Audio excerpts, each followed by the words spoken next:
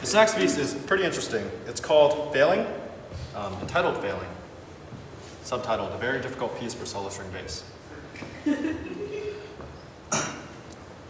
You may be asking yourself, is this the only very difficult piece for solo string bass?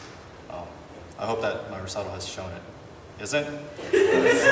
But this piece is uniquely failing in that, in failing, I'm required to read a long text while playing music written above the text. The text must be read out loud at a more or less normal pace, and I must not allow the music to slow me down. The task is fairly simple for a while because there's not much music, and most of it comes at the ends of clauses and sentences, almost like normal punctuation. Later on, there is more music, and the task becomes more difficult. So difficult, in fact, that I will probably not be able to do it without either slowing down my reading speed or else making mistakes in the music. At least the composer feels confident that I will eventually begin to run into trouble, which is why he called the piece Failing. So far, the task is still not that difficult. But the challenge is that, as the piece becomes more difficult, I must continue reading the text at a normal pace and playing the music as well as possible, just as I did at the beginning. By now, I'm already rather busy just by playing the notes and reading the text. But the text says I should also try to listen to what I'm doing as much as possible and speak loud enough to keep it balanced between the speaking and the playing.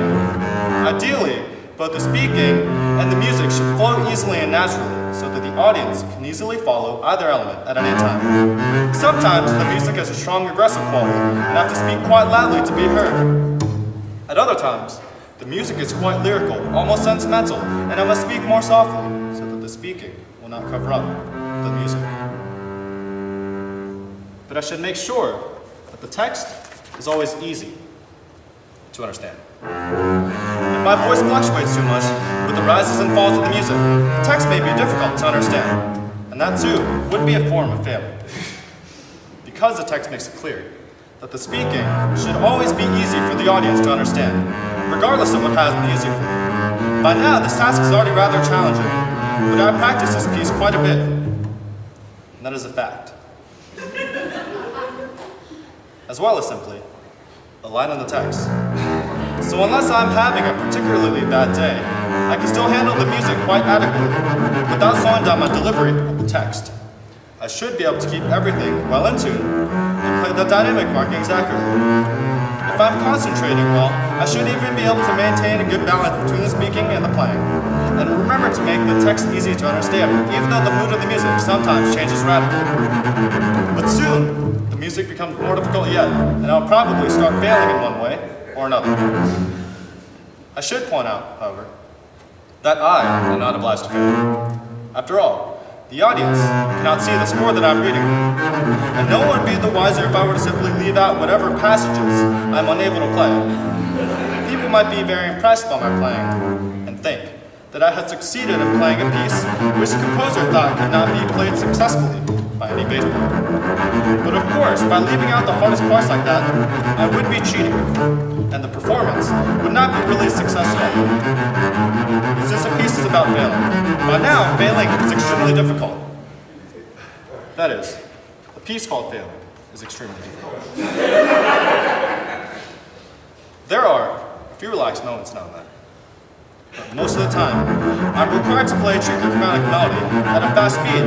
By now, I'm probably beginning to fail in one way or another. Of course, I don't particularly enjoy failing. Sometimes, I think it would be better if I cheated a little, so that I would not fail too badly, and so that people would be more impressed by my playing ability. But on the other hand, if I do my best and play most of the music well, it should be clear that I'm doing the task as well as anyone could expect me to do.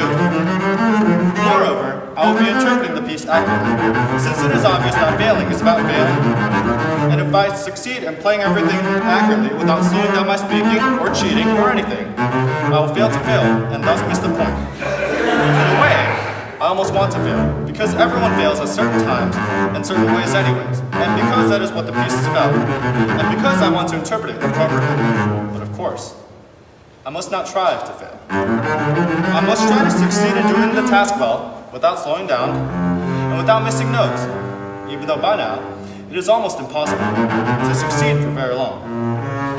If I tried to fail and fail, that would be kind of a success, not a failure at all.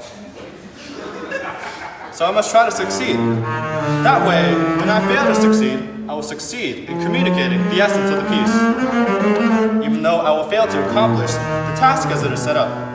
In other words, I will not be able to fail unless I'm trying to succeed, and I won't succeed in interpreting the piece sensitively, unless my performance turns out to be a failure.